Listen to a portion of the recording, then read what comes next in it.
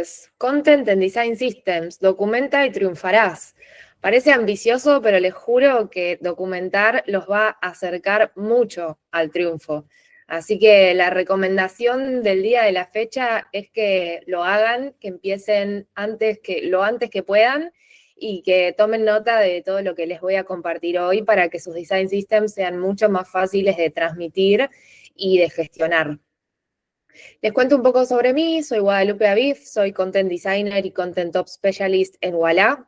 Trabajo en UX hace más de 5 años, he trabajado en distintas empresas y también he colaborado con distintas marcas de forma freelance.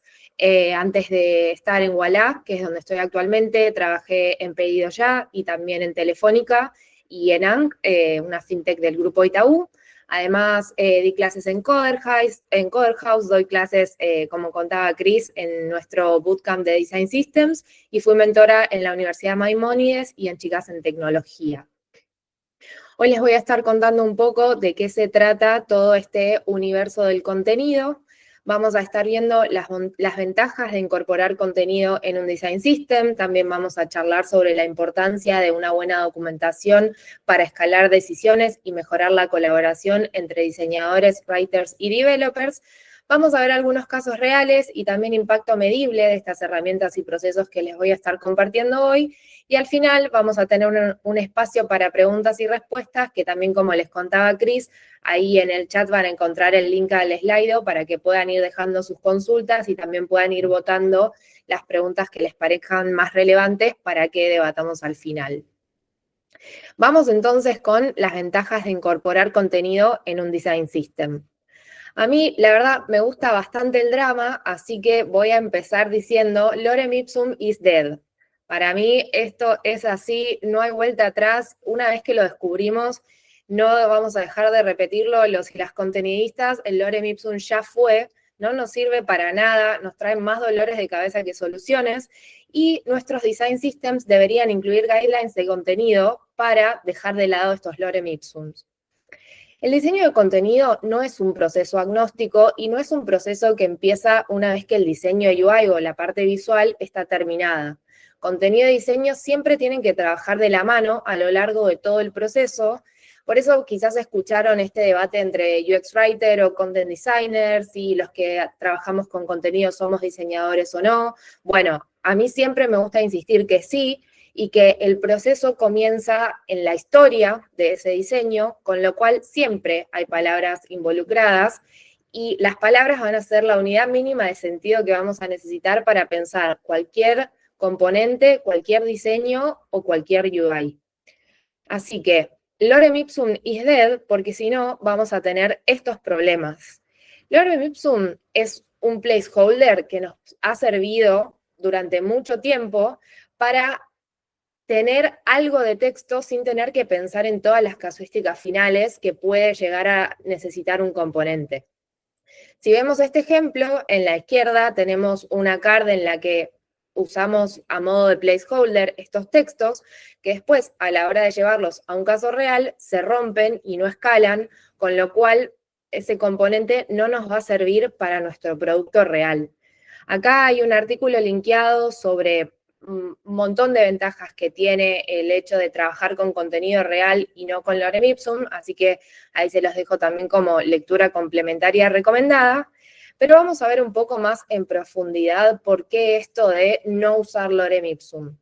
Cuando usamos Lorem Ipsum o cuando usamos cualquier placeholder equivalente que no esté pensado teniendo en cuenta nociones de contenido, lo que vamos a hacer es postergar las decisiones sobre el contenido y básicamente, como decimos acá, fingir demencia, como si el contenido fuese un accesorio de nuestra pantalla y no algo relevante que necesita decisiones y estrategia propias. Entonces, para evitar eso, es importante tener en cuenta que así como a nivel visual vamos a tomar un montón de decisiones para que nuestros sistemas funcionen y escalen, a nivel contenido vamos a tener que hacer lo mismo. Hay un referente del content design que se llama Andy Weffel, que hace poco dio una charla en la Config de Figma, que es una conferencia que se repite todos los años sobre diseño y está súper buena, se las recomiendo. Hay muchas charlas grabadas en YouTube, así que las pueden revisar ahí. y también es autor de un libro que se llama también Writing is Designing, así que súper recomendado este autor. Y él en esta charla de la Config plantea que así como nuestros design systems están basados en una unidad mínima que son los átomos, podemos buscar el equivalente para todo lo que es el contenido. Entonces, si vamos a la base de un sistema, vamos a tener las unidades o nuestros átomos divididas en 3 grupos. Primero, la unidad mínima, que van a ser nuestras foundations, que van a ser esas decisiones clave, esos principios que vamos a construir al principio de cualquier sistema de diseño y que nos van a después ayudar a ir escalando y construyendo cosas más complejas, como los elementos, que van a ser esos bloques básicos sobre los cuales vamos a construir los cimientos de nuestro producto, y luego vamos a tener los componentes, que son esas combinaciones reutilizables. Si trasladamos esto al nivel visual, podemos decir que nuestras foundations van a ser los colores, la tipografía, el spacing, esas decisiones básicas que se van a ver reflejadas en todo nuestro producto. Luego, si pensamos en los elementos, podemos verlo como los iconos, los campos, las fuentes, los botones, todos esos elementos que ya no son una unidad mínima, sino que están construidas a partir de esas decisiones esenciales que hicimos en las foundations. Y si pensamos en componentes, va a ser la combinación de esos elementos que ya van a construir algo más completo y más complejo, como puede ser un campo de diálogo, un formulario, una tabla o otras unidades de sentido más completas y combinadas. Ahora, si trasladamos esto al contenido, también podemos definir foundations, elementos y componentes que nos van a ayudar a escalar todas nuestras decisiones y a que nuestro producto se mantenga consistente, y esto se puede ver reflejado en nuestro design system para que toda esa documentación quede centralizada y nuestros componentes se construyan basados también en esas unidades de sentido de contenido. Entonces, para que nosotros podamos tener documentación sobre contenido en nuestro design system y que nuestros componentes estén acompañados por estas definiciones, lo primero que vamos a tener que hacer es pensar nuestro sistema de lenguaje. Para esto vamos a definir átomos para nuestro content design, es decir, vamos a tener foundations, que van a ser la voz, el tono, las decisiones de gramática, de puntuación y un montón de definiciones que van a estar en herramientas que nosotros ahora vamos a ver más adelante, pero llamamos nuestro manual de voz y tono, nuestra guía de estilo. Después de esto, a partir de esas decisiones, vamos a poder construir elementos que ya van a ser quizás un poquito más tangibles que esas decisiones más teóricas que vamos a construir en las foundations, y ya vamos a tener términos específicos, acciones que usamos para nuestros botones, cómo nombramos los objetos o los productos dentro de nuestro producto, y todo eso se va a ver reflejado en una herramienta que podemos llamar un vocabulario controlado, un glosario, un diccionario, el título que queramos ponerle a esa herramienta en la que vamos a documentar esas decisiones. Por último, con nuestras foundations y con nuestros elementos de contenido, ya vamos a poder construir patrones de contenido y empezar a diseñar nuestro microcopy, nuestras strings. Las strings serían como el fragmento de código que puede usar un desarrollador como un equivalente a un token en un design system, y los patrones de contenido van a ser esos contenidos que podemos reutilizar a lo largo de nuestros flujos, que estos van a poder estar, sí, asociados a nuestros componentes. Entonces, esa es como la unidad máxima, más compleja que podemos lograr en nuestro design system, en la que, por ejemplo, podríamos tener un componente para los botones que están a lo largo de todos nuestros productos, que ya tenga la casuística incorporada del contenido, es decir, un botón de comprar, un botón de salir, un botón de entendido, que van a ser esos botones que se repiten en un montón de pantallas y que ya los podemos tener incluso con el wording final.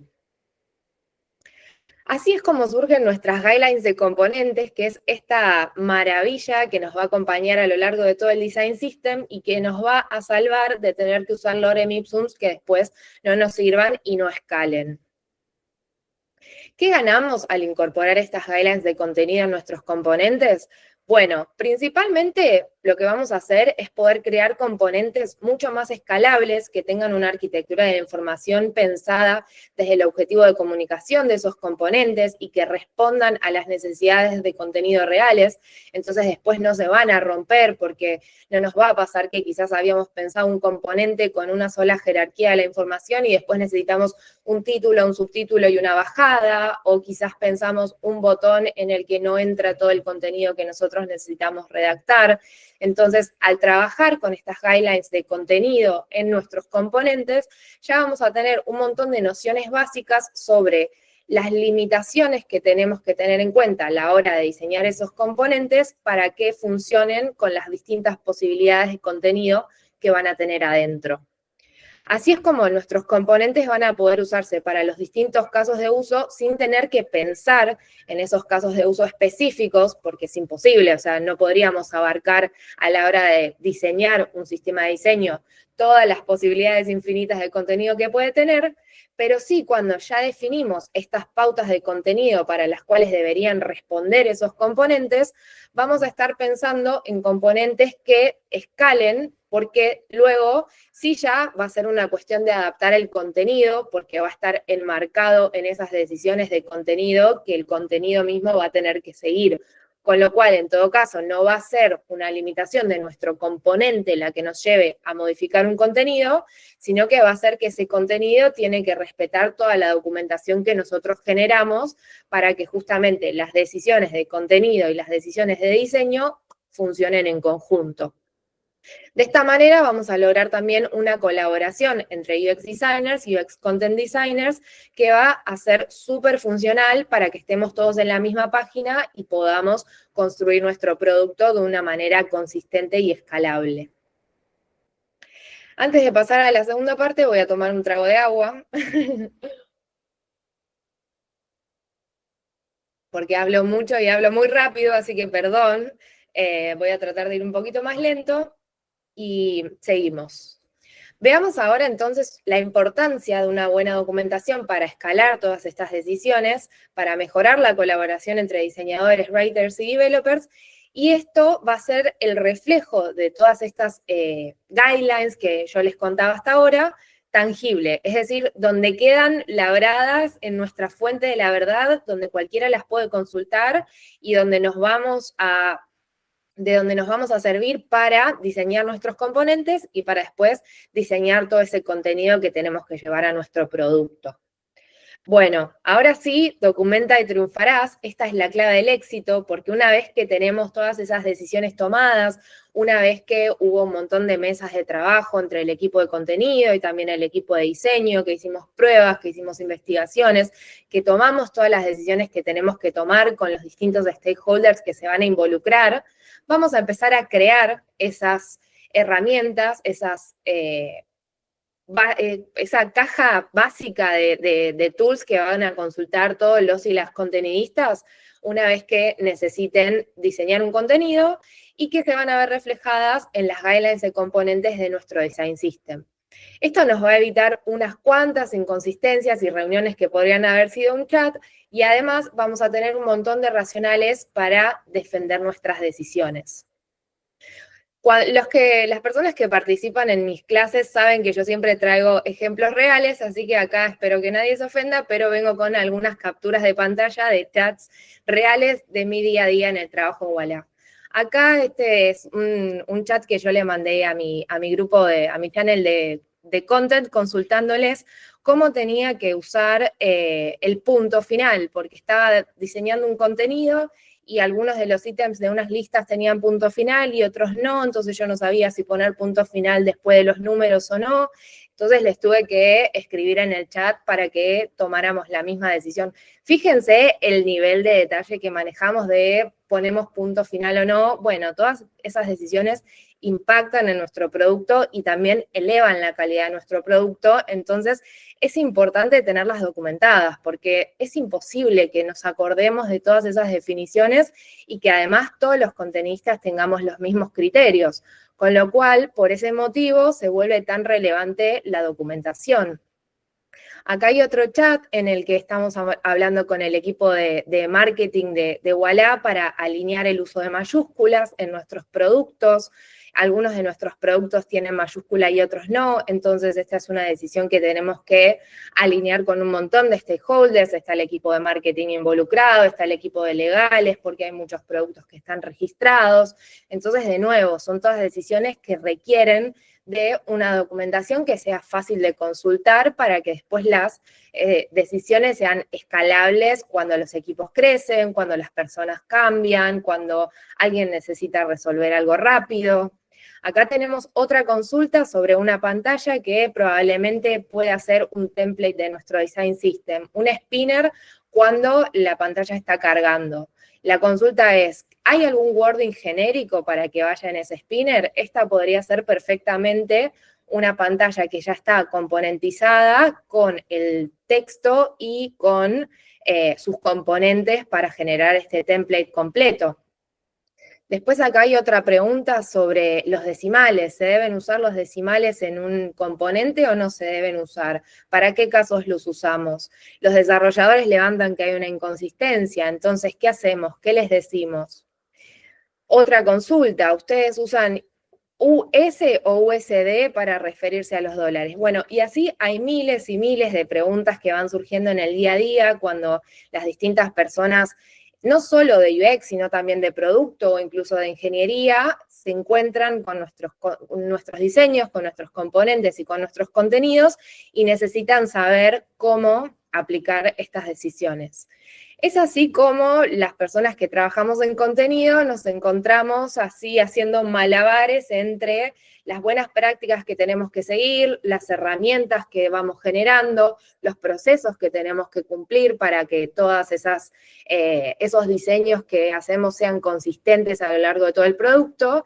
Y generalmente todo este equilibrio entre estos ejes está a cargo de los equipos de Content Ops, que son los equipos que generan las herramientas, los procesos y las buenas prácticas, así como están los equipos de Design Ops, que generalmente son los que construyen los Design Systems, y este equipo de Content Ops suele trabajar muy de la mano con el equipo de Design Ops para justamente crear estas guidelines de componentes, para incorporarlas al Design System y para velar porque estas herramientas se adopten en todo el equipo. Este es el spoiler que les venía contando de, bueno, estas herramientas o este starter pack que necesita cualquier persona que hace diseño de contenidos y que nos va a permitir crear nuestras guidelines de componentes. Al principio veíamos esta tablita en la que hablábamos un poco de un sistema de lenguaje y las distintas herramientas que van surgiendo de ese sistema para poder crear nuestros foundations, nuestros componentes, nuestros elementos.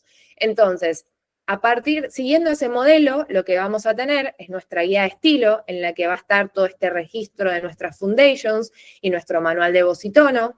Después vamos a tener el vocabulario controlado, que van a ser esos elementos en los que ya aplicamos nuestra guía de estilo y nuestro manual de voz y tono.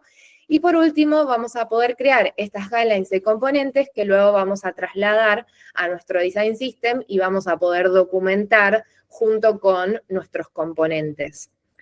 Estas herramientas y cómo se construyen y qué incluye cada una de nuestras herramientas de este Starter Pack es lo que vemos en profundidad en la clase del Design System Camp. Así que ahí podemos profundizar tranquilamente sobre esto si les interesa y creo que es súper importante tenerlo en cuenta a la hora de crear nuestros sistemas de diseño. Probablemente sea necesario que haya una persona en el equipo especialista en Content Design para poder crear estas herramientas, porque son herramientas que requieren de bastante conocimiento técnico del lenguaje y de gramática, con lo cual siempre es recomendable que puedan tener soporte de una UX Writer o Content Designer.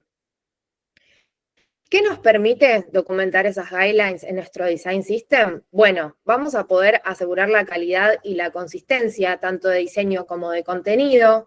Vamos a trabajar de una manera mucho más eficiente y escalable, porque en vez de tener que estar haciendo todas esas consultas por Slack que ustedes veían, vamos a poder ir a nuestro design system y buscar rápidamente las definiciones que están documentadas ahí para poder tomar la decisión con autonomía y sin depender de la consulta de otras personas o de la opinión o de esperar de su respuesta. Y además son herramientas que cualquier persona del equipo debería poder consultar, ya sea de producto, de ingeniería o de UX. Además, toda esta documentación nos va a permitir entender cuándo y cómo debemos usar cada uno de nuestros componentes. Vista toda la teoría, pasemos a ver algunos casos reales y también un poco de impacto medible de estas herramientas y estos procesos. Porque a veces parece como un poco una teoría ideal que después, bueno, pero en la realidad, ¿cómo se ve reflejado todo esto? Veamos este ejemplo que les traigo hoy de Pedido Ya. Cuando yo entré a trabajar a Pedido Ya, una de las primeras iniciativas que tuve que hacer desde el equipo de Content Ops fue un mapeo de todos los errores genéricos que estábamos teniendo para entender cuáles eran los mensajes que estábamos comunicando y si había alguna oportunidad de mejora en todos esos mensajes. Entonces yo me encontré con que había todos estos mensajes genéricos que decían lo mismo, pero distinto. O querían decir lo mismo y estaban diciendo algo distinto en cada una de sus versiones. Y acá no había decisiones ni de arquitectura de la información, ni de jerarquía de la información, no había consistencia en los botones, no había consistencia en los diseños, no había consistencia en la voz y el tono. Bueno, básicamente había un montón de oportunidades de mejora. Entonces, después de este mapeo, yo tuve que construir todas esas guías o esas definiciones, esas guidelines, para luego poder construir un mensaje de error genérico que escalara para todos estos casos y que fuera consistente y que además estuviera alineado a nuestra voz y tono, a nuestra guía de estilo y a nuestro vocabulario controlado. Así fue como todas estas pantallas que ven se reemplazaron por esta. Simplificamos un montón la información que le estábamos dando a la persona para que el mensaje fuera claro y directo, sacamos la información que no era necesaria, no incluimos información técnica, no incluimos onomatopeyas que no le aportan valor a la persona como ups, agregamos el botón para recuperarse con el texto reintentar y también brindamos una salida complementaria como ir al inicio. Cuando el problema es de nuestro lado, definimos que debíamos pedir disculpas, con lo cual llevamos al frente ese pedido de disculpas y empatizamos con la persona usuaria que probablemente no debía estar demasiado contenta con el error. Este fue un template que además de incorporarlo a nuestra librería de componentes para que cualquier persona que tuviera que incluir un error genérico en su flujo pudiera directamente sacar esa pantalla de ahí sin ningún esfuerzo. Y además lo que hicimos fue documentar toda esta información en nuestro Design System, Phoenix, que de hecho es un Design System que está público y les recomiendo un montón que lo naveguen porque la verdad es que es súper robusto. Yo hoy en día ya no trabajo en Pedido Ya, pero no dejo de decir que es un Design System muy completo, muy bien hecho, así que siempre está súper bueno tenerlo al alcance de la mano para usar como modelo y como inspiración. Y en este caso lo que hicimos en el template de nuestros error pages fue documentar todas estas guidelines de voz y tono, de estilo y de vocabulario controlado que debíamos usar para el contenido de un mensaje de error. Entonces acá podemos ver que dejamos definido que no usamos onomatopeyas dentro de la UI porque no aportan al lenguaje claro y directo que facilitan el entendimiento y el escaneo en la app, que damos una breve descripción que proporciona una idea clara del problema y cómo solucionarlo cuando el error no es genérico, sino que es algún error de un flujo puntual, y que de esta manera también descartamos términos técnicos para mantener solo la información relevante. Y bueno, si entran a la página van a encontrar un poco más de información sobre los casos de uso específicos de nuestros mensajes de error. Por último, veamos un poco cómo se ve este impacto de las guidelines y cómo podemos medirlo, que esto también es súper importante para demostrar el valor que tiene nuestro design system y nuestra documentación y nuestras guidelines de contenido y de componentes. En este caso tenemos un ejemplo de Ualá en el que podemos ver algunos cambios que hubo en la aplicación en el último tiempo. Acá en la primera pantalla podemos ver que antes en el flujo de transferencias teníamos una pregunta que dice ¿a quién le vas a transferir? Y decidimos cambiar esa pantalla, volverla a trabajar y agregar un botón para pegar el CBU, para mejorar la usabilidad. Después también podemos ver que para el flujo de transferencia, en vez de cuánto le querés mandar a, lo modificamos por ingresar el monto a transferir, que es bastante más directo, claro, y además agrandamos la tipografía, lo cual lo vuelve más legible y más accesible. En el medio podemos ver una pantalla en la que antes debíamos asumir información y hoy en día decidimos aclararla y llevarla más al frente, modificamos bastante la pantalla y en esta oportunidad tuvimos la chance de medir varias métricas para corroborar cómo estaban funcionando esos cambios. Podemos notar una reducción en el time to task de 11 segundos que tardaba antes a 8 segundos, con lo cual a partir de la nueva información que le pusimos a la persona en esta pantalla en la que revisa los datos que va a los que va a hacer la transferencia, bajó por 3 segundos, que es bastante, y además aumentó el conversion rate en un 3%, antes teníamos un 83% del conversion rate en esta pantalla, y con el nuevo wording pasó a un 86%, con lo cual en esta presentación que hizo Adila sobre la evolución de UX en Ualá, podemos llegar a la conclusión de que el rediseño que se trabajó en Ualá es una optimización en términos de usabilidad, de accesibilidad y de eficiencia. Tenemos métricas claras que nos corroboran mejoras en el tiempo de respuesta y además de esto hay incentivos para usar la aplicación y para que las personas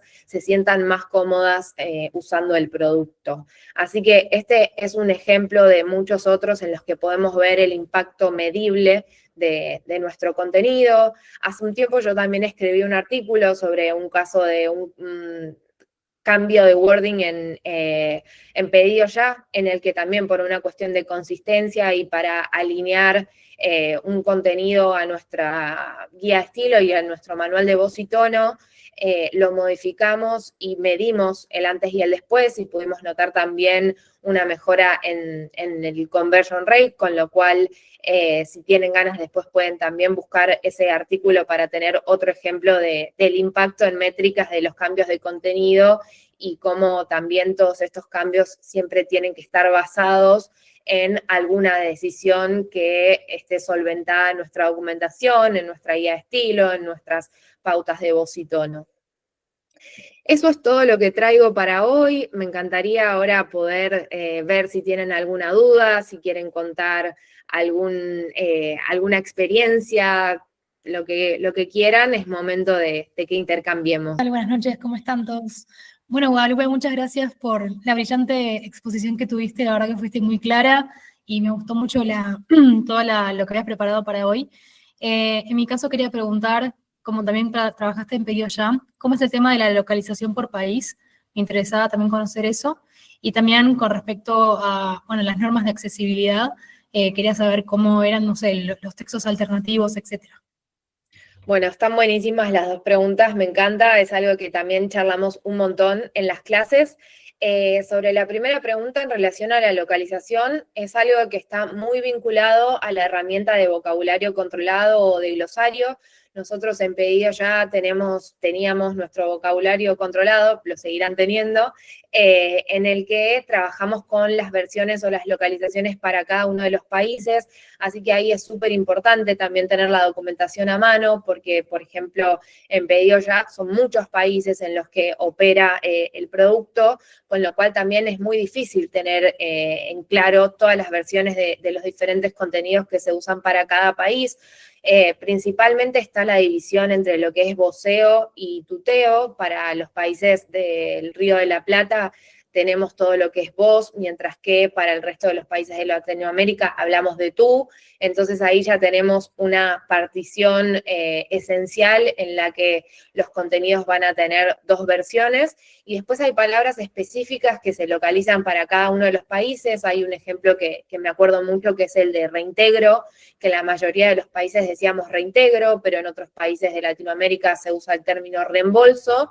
Y en el caso de Panamá, por ejemplo, habíamos hecho una investigación en la que habíamos llegado a la conclusión de que el término más adecuado era cashback, con lo cual ahí también, para tener presente el caso de uso de esa palabra, es súper importante tener esa documentación y poder consultarla, con lo cual es algo que sirve mucho y que después también se puede trasladar a los sistemas de diseño si se quisiera componentizar, por ejemplo, las distintas versiones de esa palabra para que se pueda usar directamente en Figma.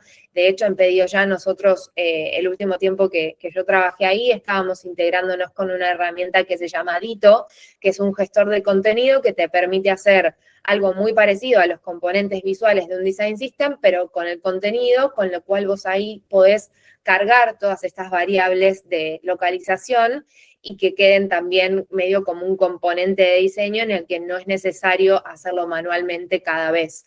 Si uno no puede acceder a esas herramientas porque generalmente son caras o no todas las empresas lo priorizan, lo que nosotros hacíamos antes de tener la herramienta es dejar en los handoffs que le hacemos a ingeniería una tabla en la que especificábamos todas las localizaciones para que supieran qué versión tenían que usar para cada país. Y después, en relación a la otra pregunta, la de accesibilidad, también trabajábamos mucho con las normativas, sobre todo del primer nivel, y ahí hay dos cosas que tratábamos de tener en cuenta.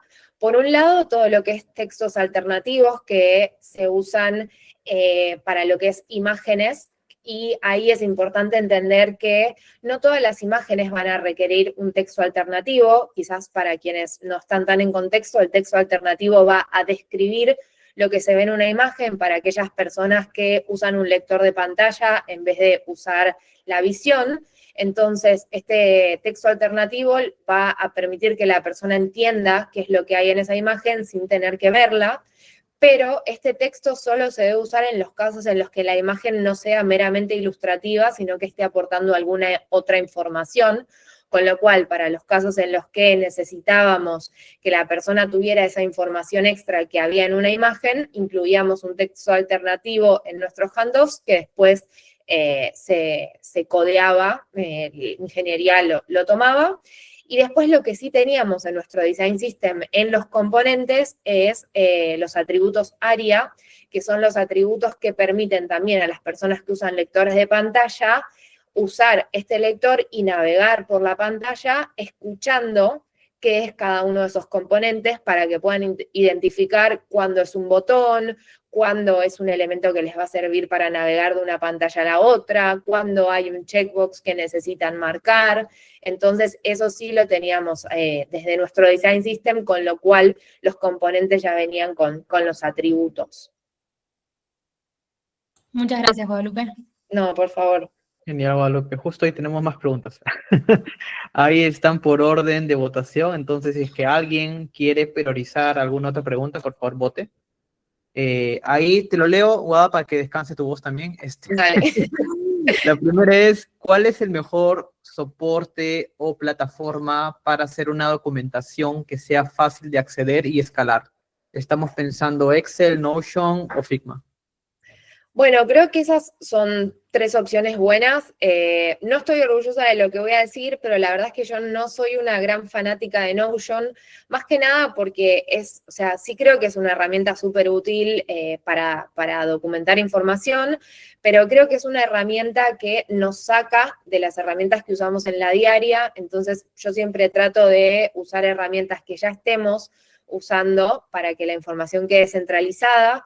En ese sentido, creo que Figma siempre está bueno porque es algo a lo que accedemos todas las personas que trabajamos en UX, pero cuando nos referimos a documentación, creo que también está muy bueno tener en cuenta que podrían llegar a necesitar esas documentaciones personas que no son del equipo de UX, con lo cual también siempre pensar en un Excel, en un doc, es algo súper fácil para cualquier persona.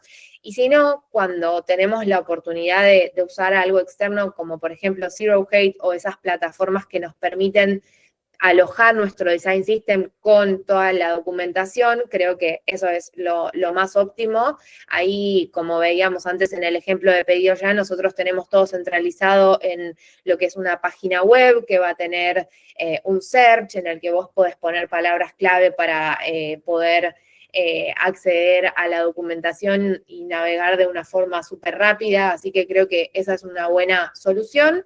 Y si no, ir a lo básico, el Excel o un Docs son cosas que no fallan y que también nos permiten hacer búsquedas bastante simples, así que el Control F nunca falla y nos va a permitir encontrar rápido lo que estemos buscando. Genial, genial. Vamos por la siguiente. En caso de que necesite 3 idiomas, ¿hay alguna herramienta para que no se haga tan pesado realizar las guías de estilo para la comunicación? Ahí no me queda del todo claro si lo que se quiere es tener la guía de estilo en 3 idiomas. La guía de estilo quizás va a ser como un material teórico en el que vamos a documentar todas nuestras decisiones, por ejemplo, cómo se usa nuestra voz y tono, cómo usamos la gramática, cómo es el formato de listas, cómo es el formato de símbolos, si ponemos un espacio entre el signo pesos y la moneda. Eso sería la guía de estilo. No sé si la preguntaba por ahí o si va más relacionada a lo que veíamos al principio como una localización, es decir, las distintas versiones de un mismo contenido que podemos necesitar para los distintos idiomas. No sé si la persona que preguntó quiere aclarar.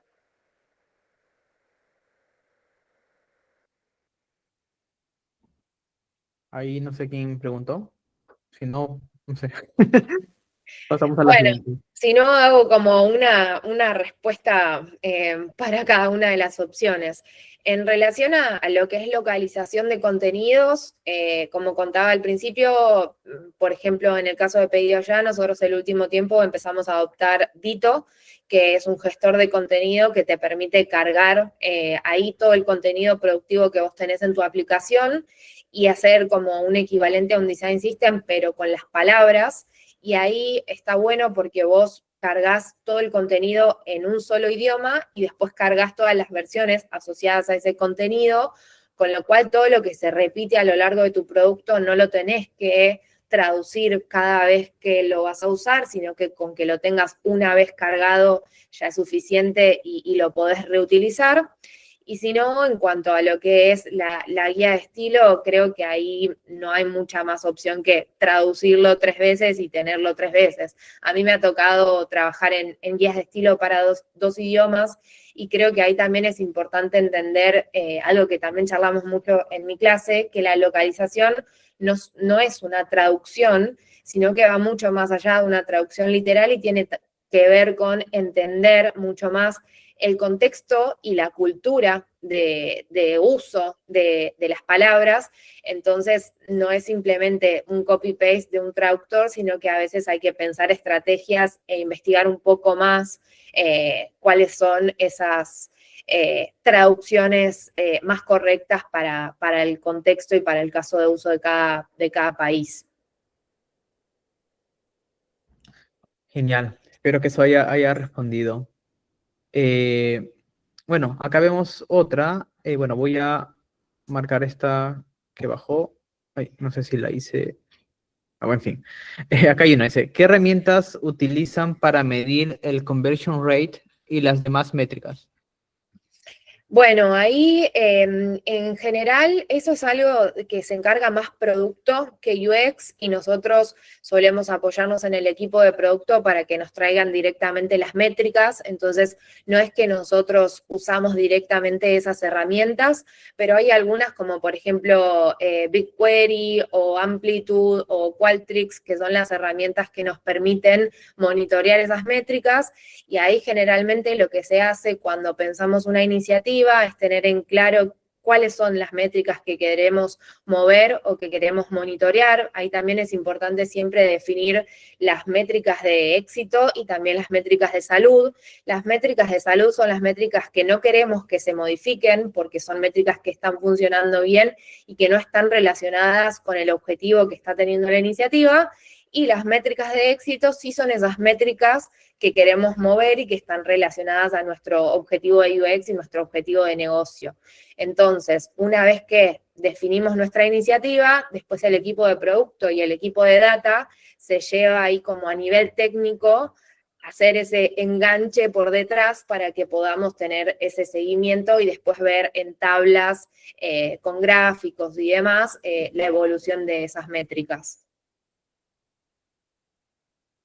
Genial. A ver, vamos con la siguiente pregunta. Déjame marcar esa como Don. Cris, vos complementame en lo que quieras, en las Sí, respuestas. claro. Tranqui. Acá te complemento. Más bien, Guada, fácil, por tiempo, vamos a responder. Escoge, bueno, creo que quedan estas preguntas acá, pero fácil, vamos viendo las otras dos, tres. Entonces, la que sigue es, ¿qué prácticas recomiendas para comenzar con la alineación con equipos sobre el manual más content, especialmente cuando hay múltiples productos? Ahí, igual, si quieres, responde. Yo tengo ahí un par de puntos también para complementar. Dale, toda tuya. Si querés arrancar. Ya, dale. Pero déjame que prendo mi cámara acá. En realidad, algo que solemos decir mucho en el bootcamp, y ahí también, Guada, luego me complementas, es de que todo lo que tiene que ver con alineación tiene que comenzar un poco desde arriba, ¿no? Y teniendo las cosas claras, ¿no? Entonces, cualquier tipo de alineación, no solamente en content design, sino en diseño y tal, pues siempre uno debe hacerlo como que desde la parte más arriba de la cadena alimenticia, ¿no? Y puede sonar esto medio politics, pero en realidad es como funcionan las empresas, ¿no? Entonces, muchas veces el tema de, no sé, alinear de que alguien use algo, va a depender mucho si es que la otra persona o la otra parte, pues te hace caso, ¿no? Y ese te hace caso depende mucho de con quién estés hablando, ¿no? Es muy diferente, para darles un ejemplo muy claro. Es muy diferente de que yo venga, imagínate que yo tengo mi guideline de content y le digo a una persona, oye, este es el manual que debes seguir, ¿no? Tal vez esa persona me escucha y me hace caso al inicio, pero luego se olvida, ¿no? Y eso parte desde que eso no fue una alineación de que toda la empresa pues ha sido como que un guideline, ¿no? Entonces, es totalmente diferente si es que, imagínate que el líder de esa persona o la empresa en sí tiene como que ese push de, oye, ¿sabes qué? Todo mi equipo tiene que seguir ese guideline. O dentro del proceso de diseño, y toda la empresa tiene que seguir ese paso. Entonces, es medio tricky eso porque es un tema también de hablar con las personas, convencer, saber con quién tienes que hablar, ¿no? Entonces, eso es un poco como yo veo cuando hablamos de alineación. Y ahí, igual, si quieres, complementame. Sí, coincido completamente y creo que también es súper importante entender cuáles son las áreas involucradas que se van a ver impactadas por esas definiciones y sentarlas en la misma mesa para que se sientan parte. Porque si nosotros tomamos esas decisiones solos, después ahí también hay muchas más posibilidades de que venga la desalineación, de que venga el challenge, de que venga la incomodidad con esas decisiones o con esas definiciones que tomamos, con lo cual, por ejemplo, en el caso de content, pero creo que también aplica muy bien para el diseño UI, es súper importante tener en cuenta a otros stakeholders como brand, como marketing, que también se van a ver involucrados, no directamente, pero sí indirectamente, porque al fin y al cabo el producto es uno solo y la imagen es una sola, y la voz debería ser una sola, con lo cual la identidad de marca, si bien se va a adaptar distinto a los casos de brand y marketing que a los casos de UX, tiene que tener una base sólida y definida en conjunto, con lo cual eso siempre es súper importante. Y ahí creo que hay distintas dinámicas, distintos workshops posibles. Creo que facilitar workshops con todos estos stakeholders es súper importante e incluso muchas veces es divertido. Entonces me parece que ahí tiene que haber como un acuerdo inicial entre las partes como punto de partida y que a partir de eso después cada uno sí ya se lleve la parte más específica que le toca para que a partir de esa identidad la traslade a, por ejemplo, en el caso del UX, mucho más del lado de la experiencia, en el caso de marketing, mucho más del lado de vender un producto. Entonces, de esta manera nos vamos a garantizar que las decisiones las tomamos en conjunto y que además vamos hacia el mismo lado. Tal cual, es un trabajo 100% colaborativo. Sí, tal cual, Wada. Creo que el cómo y las prácticas van a depender mucho de las personas con quien hables, ¿no? Entonces, es muy diferente hablar con stakeholders que, no sé, a los gerentes, o tal vez con los gerentes no te vas a mandar a hacer un workshop, a menos que ellos tengan tiempo, a que te tengas que alinear, no sé, con tu equipo de trabajo, ¿no? Que lo ves a diario, hay más confianza y tal vez se pueden tirar, no sé, una hora en Miro, en Figma, en FigJam, whatever, ¿no? Entonces, va a depender mucho también de las expectativas de las otras personas. Totalmente. Vamos con voy a darle check a esto. Vamos a ir con estas últimas dos preguntas porque, Guada, yo también no quiero abusar de tu tiempo. Y No sé hay que también problema. habla bastante. Pero entonces vamos con estas dos. Perfecto. La que sigue es, ¿has tenido experiencia en content design? Me encanta esta pregunta porque, bueno, obviamente la AI está en boga y en boca de todos, así que definitivamente sí, tengo experiencia usando la AI. De hecho, en Ualá nos incentivan mucho a que usemos la AI. Es una herramienta súper poderosa y súper potente que nos puede agilizar un montón nuestro trabajo si la usamos a nuestro favor. No hay que tenerle miedo a la AI, no hay que creer que va a dominar el mundo. Quizás si algún día lo domine, bueno, esperemos no llegar a eso, pero mientras tanto usémosla y aprovechémosla, esa es mi recomendación. Yo creo que hay dos usos bastante útiles para la AI. Por un lado, para romper con la hoja en blanco, ya sea para la documentación, para empezar a diseñar contenidos o para cualquier cosa que tengamos que hacer. Es una herramienta a la que le podemos pedir mucha información básica para arrancar. Y también es una herramienta que, al revés, nosotros podemos alimentar con nuestra documentación para que luego nos ayude a aplicarla.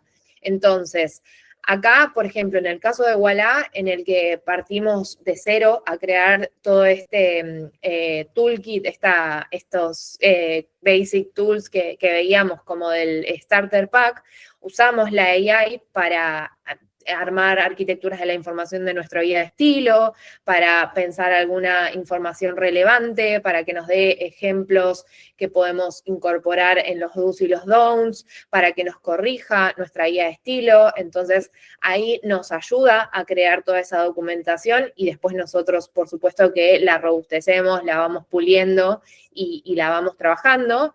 Y también tenemos una iniciativa bastante grande que es justamente a la inversa. La idea es que nosotros podamos usar la AI para que, partiendo de toda nuestra documentación, nuestras guidelines de contenido, nos ayuda a optimizar nuestro proceso. Entonces, la idea es que nosotros podamos alimentar a una AI con nuestra guía estilo, con nuestro manual de voz y tono, que entienda cómo hablamos y cómo nos comunicamos desde Ualá, y que luego, por ejemplo, pueda trasladar todo eso a un chatbot en el producto, en el que responda consultas de la misma manera en la que la haríamos nosotros en un help center. Con lo cual, esta AI alimentada con todas esas herramientas debería aplicar nuestra voz y tono, debería aplicar toda la información que nosotros le damos y debería poder responder y guiar a las personas con la identidad de marca de Ualá. Lo mismo podríamos usar para poder generar microcopy que luego va a ser trabajado y pulido por una persona del equipo de content. A veces hay contenidos que nosotros llamamos como más microcopy. Nosotros pensamos el contenido en 3 instancias. Primero, el content strategy, que es toda la estrategia que tiene que haber alrededor del diseño de contenidos para un producto, para una iniciativa. Después está el content design, que es todo ese proceso en el que participamos de la arquitectura de la información de una pantalla, de la jerarquía, decidimos los componentes, decidimos toda la estructura que va a tener ese contenido. Y luego el microcopy, que ya es como la unidad más mínima y que se traduce como en palabras o en cosas muy cortitas.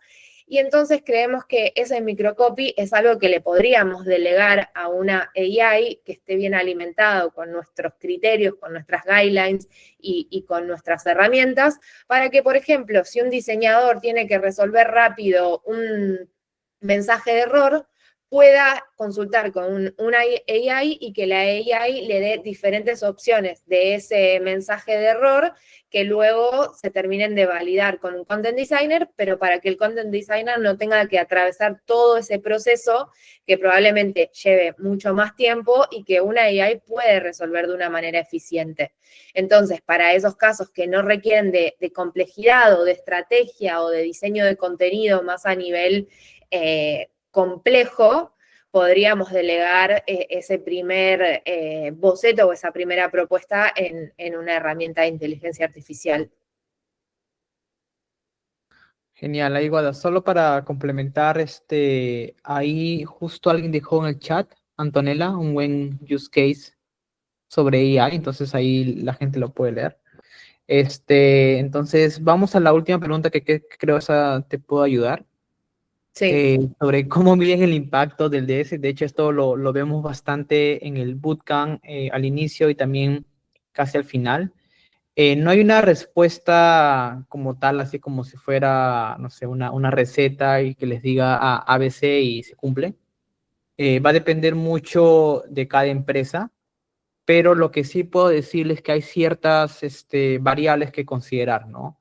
Usualmente lo que siempre se suele medir, ¿no? Es temas de eficiencias, ¿no? Y cuando hablamos de eficiencia estamos hablando bastante de la capacidad de los equipos de ahorrar tiempo. Cuando ahorras tiempo, ahorras dinero, ¿no? Entonces, básicamente, esa es una de las mayores métricas que van a poder ustedes medir, al menos los primeros años, ¿no? Porque el primer año siempre, nosotros decimos aquí, hay una gran inversión, pero también hay un gran impacto de ahorro, ¿no? Porque pasan de no ahorrar nada de dinero a ahorrar dinero porque ahorran tiempo, ¿no? Entonces pasan a ya no gastar tiempo, por ejemplo, en componentes, ¿no? Entonces se nota claramente cómo fue impactado el tiempo, el ahorro. Pero ya en los siguientes años, año 2, año 3, año 4, la cosa cambia, ¿no? Porque ya no puedes, ya no estás comparando el no tener nada con tener algo, ¿no? Ahí sí se siente el contraste y el impacto de ahorro. Sino que en los siguientes años, pues estás comparando ya un poco como, tenía 20 componentes, el siguiente año voy a tener, no sé, 10 más, 5 más, ¿no? Entonces ahí ya comienzas a entrar a otras áreas como, no sé, qué tanto estás ayudando a agilizar, no sé, otros equipos, ¿no? Imagínense que el equipo de marketing, no sé, hace muchas webs y gracias al Design System, pues ustedes están facilitando la creación de páginas web, ¿no? Y eso equivale a X dinero. O ahora con todo esto de AI, pues cómo ustedes ayudan a que los otros equipos comiencen a trabajar o a, no sé, achicar el tiempo en que generan cosas con AI, ¿no? No sé, imagínense que una empresa X tiene componentes en código y esa empresa consigue conectar eso con, no sé, un Cursor, un Lovable o un Figma Make, y a partir de eso, pues otros equipos pueden hacer. Entonces, creo que a lo que trato de llegar es de que hay muchas formas de poder medir el impacto, va a depender mucho de la empresa, pero ustedes pueden comenzar, si es su primera vez con un Design System, midiendo bastante cuánto tiempo van a ahorrar y por ende cuánto ahorro, ¿no? Cuánto dinero. Pero ese siempre es los primeros años, ¿no? Los siguientes es un poco más tricky porque es más difícil, pero no imposible, ¿no? Pero nada, eso lo hablamos bastante en el curso, entonces tampoco quiero darle muchos spoilers, pero igual, aprovechando también que estoy hablando de esto, Para los que quieran unirse, pues no olviden que tenemos un 50% de descuento para todos ustedes hasta el 31, o sea, hasta fin de este mes. Entonces, si es que quieren seguir hablando, escuchando sobre este tipo de cosas, quieren seguir escuchando a Guadalupe, pues los invito al curso. Ahí, Guadalupe, creo que ya terminaríamos con esta pregunta. No sé si por ahí te gustaría decir algunas palabras o responder algo por ahí. Ahí ya siéntete con total libertad. Ahí ya creo que también para ti ya son las 9:30, entonces también quiero que se tranquila. Y ahora que no trabajo en pedido ya no tengo cupones para Ya pedir no los tiene cupones, sí. Ahí tenemos un chiste interno, ¿no? Que Guadalupe nos iba a compartir sus cupones de pedido ya. Pero ahora en Guadalajara, pues ya no hay cupones, ¿verdad, Guadalupe? Ahora ya No. sabes. Bueno, no, Entonces, agradecerle a todas las personas que se sumaron. La verdad es que para mí es un placer hablar de estos temas. Espero no haberlos y haberlas abrumado. Sé que hablo mucho y rápido, así que perdón. Y cualquier cosa me pueden buscar por LinkedIn. Ahí yo siempre contesto también cuando me escriben por privado, lo que necesiten, si tienen dudas o si quieren compartir algo, me encanta. Muy agradecida siempre con el intercambio. También si me buscan en Medium, tengo algunos artículos escritos sobre el tema, así que ahí pueden encontrar un poco más de info. Y bueno, ojalá nos encontremos en las clases. La verdad es que el curso está muy bueno, lo recomiendo mucho. Yo solo doy una clase, así que no me van a tener que escuchar tanto, pero bueno, estamos en contacto para lo que necesiten y gracias por sumarse. genial, Guadalupe. Gracias a todos. Voy a parar de aquí la grabación. Y nada, cualquier cosa que tengan dudas, pues pueden mencionarlo, pueden preguntarme al Instagram o a Guadalupe también directamente.